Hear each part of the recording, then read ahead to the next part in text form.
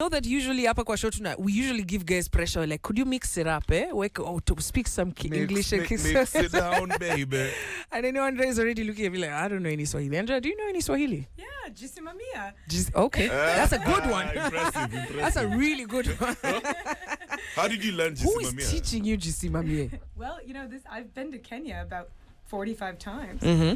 And so I've a couple of, along the way you pick up a few words, but part of it is that we were looking for a word that captured what we wanted to do. Yeah. And Jisimamia was like, I stand for myself. Yeah. And it was kind of the perfect antidote to, the opposite, which is looking for others to provide for you. Kabisa. I mean, Andrea, welcome to Nairobi. Welcome to, I know you've been here from Monday, was it? Tuesday? Thursday night. Oh, for real? Yeah. Okay, cool. Yeah, on the other side of town. Yeah. You almost need a passport to cross. So do you listen to reggae music? Do I listen to reggae music? Yeah. Okay, that's nice. That's nice. Name one reggae artist. I've never watched name one reggae artist. Yeah, no. I mean, I work with, I'm an artist by background. Yeah. So, Oh, you are? Yeah. Interesting. So You work with some reggae artists? Yeah. Okay. Well, I was just thinking about, we just did a session in my living room last week. We had about 15 artists come through, and the only one that I missed was the reggae artist. So you should have. I know. No, unfortunately. Yeah, Okay, so as we are Reggae Dancehall Station, Yeah. we love Fantastic. reggae. We're very happy, but also we love information, and I know there's a lot of MVPs who are listening in. So MVPs, we're getting into On My Grind, and today I want you to get to learn from Andrea. Andrea decided to do some work here in Africa, and we're like, very interesting. So she's going to tell us her story of how she ended up here. Guys, it's time for On My Grind. Vibes Radio, playing music for the people, by the people, to the people. So Andrea, please, how do I pronounce your second name? Pizziconni. Pizziconni. Yes. I was going to say Pizzi ice cream like coney. pizza. That's right. I always say it's like pizza ice cream coney. Two Pizziconni. fabulous foods. Where both did of you which grow I'm up? allergic to. Where did you grow up? Where did I grow up? Before you came, I told him that you come from a rural village. That's right. In America. And Western I said, New York. how? Western New York. So what do you mean rural? Because in Africa here, in Kenya, what we mean by rural... I'm going to tell you She's what just rural come from means. Kisumu. Yeah? Yeah, exactly. No, that's Let me tell you well, what not rural so means. rural. No. Kisumu is a city. So Yeah. in where I had my cottage, my dad's house, you always smelled the manure. It was dairy country. So There you I didn't go. appreciate that wherever you went, you could always smell the manure of the cows. Cow dung. And we had, literally the town of Perry.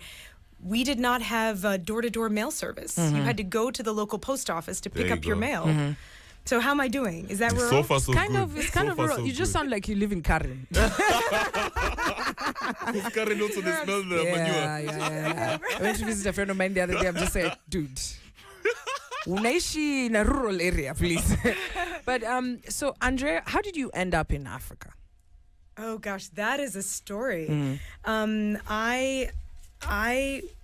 My best friends in college found themselves in Sierra Leone, and it was right after the war, and they were human rights. One was a human rights lawyer in training. He was at law school, and the others went, and they fell in love. And I was doing university development for Yale University, but we were all besties.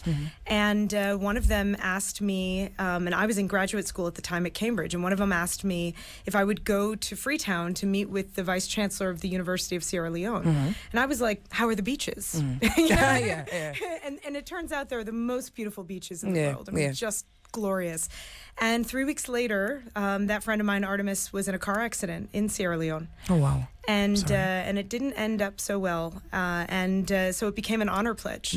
So our mutual best friend, Alexi, he decided to move to Sierra Leone. And he would call me every week. And this was very early days of Skype. This was way before WhatsApp. The calls were expensive, and I was always trying to dodge them. I loved my friend Alexi, but I had no desire to go to Sierra Leone. To me, it was a place that had now attached a sense of trauma, in that I lost, or my friend was severely, she was left in a coma for, since then, in essence.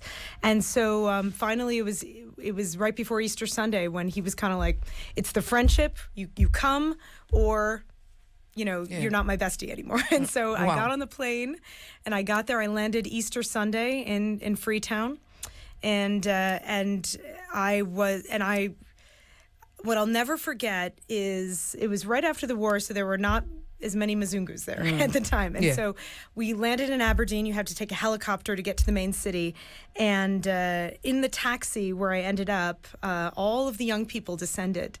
But they had just experienced over a decade of a very severe civil war. And what I noticed, this one young person came right into the window to look at me, and his eyes were completely vacant. And it was because he had never been to school. He was part of this lost generation where he had lived his entire life in war. Yeah. And it made me really think about, wow, this is the cost. This is the real cost of war. And so I honored my obligation to meet the Vice Chancellor, and this guy, Professor Eyapakima, who went on to be the minister and whatnot, he decided he had been waiting for a private investor to come to revitalize the university. Now, I want to be clear, I am like a pipsqueak. I am in my, at this point, mid-20s, and this is 2006, and he must have, if he had envisioned in his head 100 people that could have helped him, I must have been 99th on the list. I mean, I didn't look the part. I wasn't the right age. I wasn't the right anything. And I just wanted to go to the beach. And so I was going to give him my card and, like, offer some, however I could help, in honor of my friend. And he had different plans. He had decided, I don't care. I don't care if she's purple and spotted. If this is all we've got, if she's a university developer, then this is the one I'm going to go with. And this vice chancellor started showing up back in America. He kind of hijacked the rest of my trip. He came back to America. He would show up in my city and say, "What are you doing here?" "I'm doing due diligence because you're going to develop our campus." And so you're a campus developer. So in addition to being a recording artist, I am also an urban developer. And I specialize in university development. In fact, we have the concession agreement with Kenyatta University, which is partly how I came to Kenya. And so, and this guy, it ended up that he ended up kind of dragging me back again with warmth and love. And he believed in me in a way that I didn't even believe it. When you spoke the other day and you talked about the size of one's dreams, I did not wake up and say, I'm going to go build universities in Africa. I did not dream that big. And then this guy, this professor, this wise elder, had bigger dreams and didn't care that I was a young woman, didn't care that I was from another country. He was like, I'm going to teach you the way. And then ultimately it was actually the foreign minister of the UK, Jack Straw, who learned about this, and we were at a talk, and he decided that the future of political engagement with his country in Africa was human development, and that there was a tension in that China was doing a better job. And so he decided, how can we support your project? I was at the time supposed to go to law school, and somehow the British government convinced me, no, we have another idea. Do the work, Why don't you do this instead? And on goes a kind of a crazy journey. I ended up in Rwanda and various other countries. Came to Kenya, and we ultimately won the concession agreement for KU for 10,000 dorm beds, and also started a project in University of Ghana. And that's where the GFF story begins. Now, this is where it gets interesting. What happened in Ghana? What were you doing in Ghana? Right. So we were doubling the size of the University of Ghana. It was a 50,000 square meter, $64 million project. And we were about $30 million in the ground when the vice chancellor's changeover. And the new vice chancellor came in. He decided he wanted to renegotiate the contract. Sometimes that happens, and sometimes you make space for that, of course, and we tried. And he went to his, this is kind of all on the web now, so it's easy to talk about, I suppose, but it's crazy. He went to his council and he said, this is not an enforceable contract. Because there is a law that says that if the contract was signed under duress, then it's not enforceable. And the argument of duress that was used was that I used my seductive, wicked womanly prowess. As in alikatia, vice chancellor. Yeah. With the former vice chancellor. So with his predecessor, and destroyed that man's life as well. This was a very esteemed. How did they determine that? How did they figure? How did they come up with that? He said that I signed the contract in a hotel room with the vice chancellor, And what he had done is he had cleverly turned a phrase. The contract was signed like it was here in front of the national media. It was signed in front of 500 people on the news. And then he had a copy of the contract in his office that was not executed.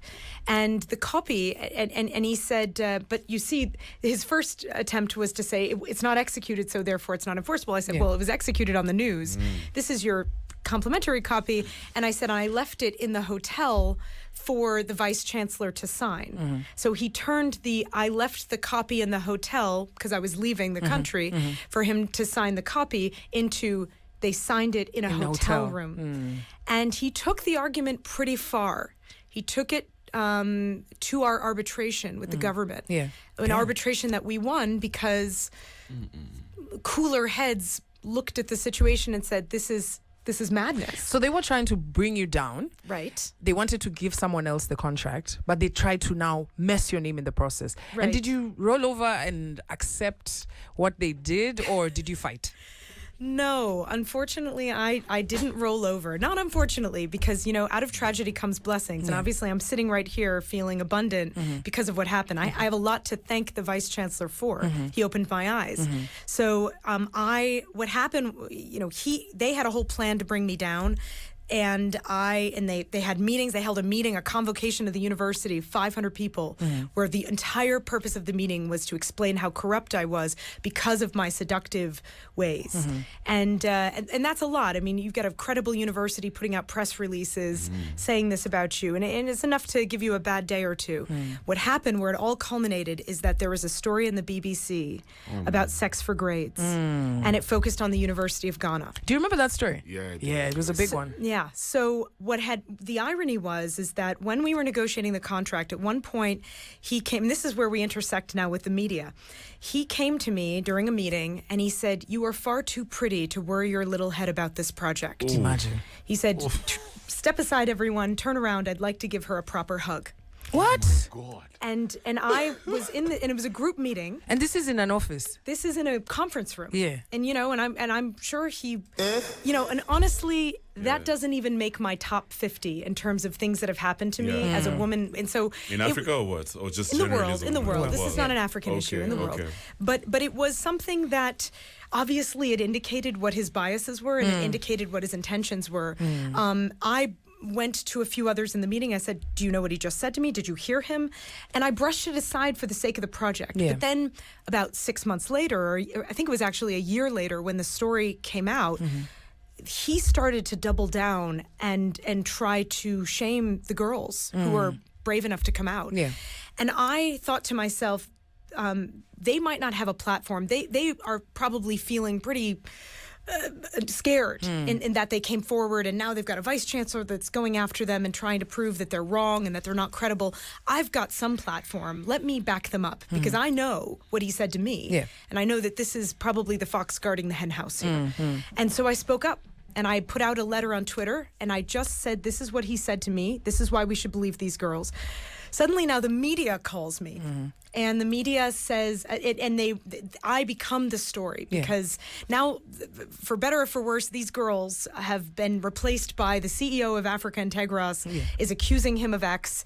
And at the time, honestly, I had not done the work to think about. I didn't have my crisis manager telling me this is going to be your soundbite. And I was just very kind of open-hearted about it. And I didn't do the work to realize how would I be triggered from this? Because I am a survivor of assault. I am a survivor of abuse. And so, you find yourself in the limelight and you don't realize how you're going to react. And what I didn't appreciate was that I didn't like the label of victim. And I had spent so many years avoiding horrible things that happened, but I never talked about it because I didn't want to be sidelined by being the person who was making the accusation. Because that's often what happens. And so suddenly when they're saying she's accusing him of harassment, clearly that was what he had done. But my reaction was to say, well, I never used those words. I just told a story. Can you please focus on my story? So then the second round of news was she retracts her story. Wow. she has been, and then he came out to fight. And in that moment, he came out with guns blazing and said that I had tried to seduce him and all of these things. And Can you imagine? And this is in a foreign country. It is, and the story played out for weeks. I became... You know, you listen to podcasts about Monica Lewinsky, somebody that I respect deeply, and she considers herself to be victim number one of a cyber abuse campaign, and it changed every part of my life. Every part of my life. There was even to this day, a day does not go by because it's all over Google. Yeah. So, you know, even a bank here that shall remain nameless, but I will tell the story that when we were partnering with Girls First Finance, they stepped back because they said, "Ooh, we've read those headlines about you in Ghana. Not sure if you're partner worthy." Wow. What lessons did you learn from Ghana, from your experience in Ghana? I went to a diplomat and I asked him, why would he say such crazy things? Yes. And he said, because he believes it. And I was kind of reeling. What do you mean he believes it? And he said, because 50% of girls have to transact their bodies around here just to advance their careers or to pay their school fees. Wow, yeah. Now, I want to cut you short there. Yeah. Now, I want you to understand why this intro is important. The work that she's doing in Kenya. So, because of this, in the interest of time, because of this whole experience that she went through, tell us about how you decided to set up Girls First Finance. Well, I mean, we won that arbitration, and there was a payout, and to me that was like blood money. And I thought to myself, if he really believes that, if that means that if somebody, I worked so hard, this was 20 years of my intellectual property. I studied this in graduate school. I made it my mission. You know, after Aya Pakima dragged me, I was like, okay, we're going to do this. And if he can decimate that in a day by basically saying they took my artist headshots and they said, look at her, clearly she slept with somebody. Imagine. You know? and if they can destroy my entire career in a day, no woman is safe. No, any woman that advances, either she can't advance, or if she is lucky enough to advance, she can be brought down by the accusation that she cheated. Yeah. And so I decided there was, as much as building universities, which we still do, building dormitories is important. Suddenly I realized I was actually at a Brookings Institution conference and there were professors from KU, female professors. And I said, you know, after everything I've been through, I have the right mind to just create student loans for girls. I'm a girl. I would like to do that. And they suddenly said, well, you got to get them out of the hands of these sponsors. And I was humbly very embarrassed that in all of my years of coming to Africa, I didn't appreciate, we have sugar daddies and sugar babies in America, but I didn't appreciate how normalized this practice was. And I want to be clear, because in the interest of time, I blame the financial sector. I blame the institutions. I want to, you know, for the Sponyo culture. Here we call it Sponyo. Sponyo. Yeah. Okay. So that if a girl doesn't have an alternative, I want to be very clear, especially for the girls that are listening out there, because there is such a sense of shame around it. And the first thing that we need to do is remove that. Let's be clear. If I had no other option to go to school than to transact my body, and I was looking at the future of poverty or a future of an education and what that can lead me, I'm going to take the risk and I'm going to cut that deal. Yeah. So I was lucky enough I never had to make that decision. I have been assaulted in my work, and I am repeatedly. So we face the danger everywhere, but I don't want a young girl who is not given an alternative for education other than that to feel shame. The people who should feel ashamed are the banks that are not providing these loans. Some of them are working with us and partnering with us, and they should feel proud that they're finding a way. But the financial sector in general that has said a vulnerable girl is too not credit worthy enough. The institutions, even sometimes I will say that the global governments that don't bet on girls and that have turned a blind eye to the alternatives now that they have. You know, we talk about the importance of putting, you know, gender equality in school. Everybody's talking about gender parity. They're not talking about what the girls have to do to get to school and then to stay in school. Sex for grades. Now, this question I keep asking here, and it's interesting that you've said, and I'm going to ask to the listeners in Swahili and then I'll translate for you. How many times naulizanga hapa inaweza jikuwa dem na chali wako the same village, right? Lakini chali atapata kitu ya kufanya na dem itabidi angoje chali akuje walale pamoja ndio akuwe na kitu ya kufanya. 90% And of the this time. is exactly what the gap she's trying to solve. Now, tell us about Girls First. We have like 3 minutes left. Okay, my God. Tell us about Girls Finance, First Sure. Finance. So what we decided to do is create student loans for girls. But what we realized is that, and partner with local banks to do so, and help, I should say, Charles Ringera, my champion, he's been from the beginning involved because he knows. And he said to me, he said, I get 40,000 young people any given day that are writing to me asking for emergency funds. And what do? How do I help them? We are only giving them half of what they need. If they don't have parental support, how do they come up with the other half?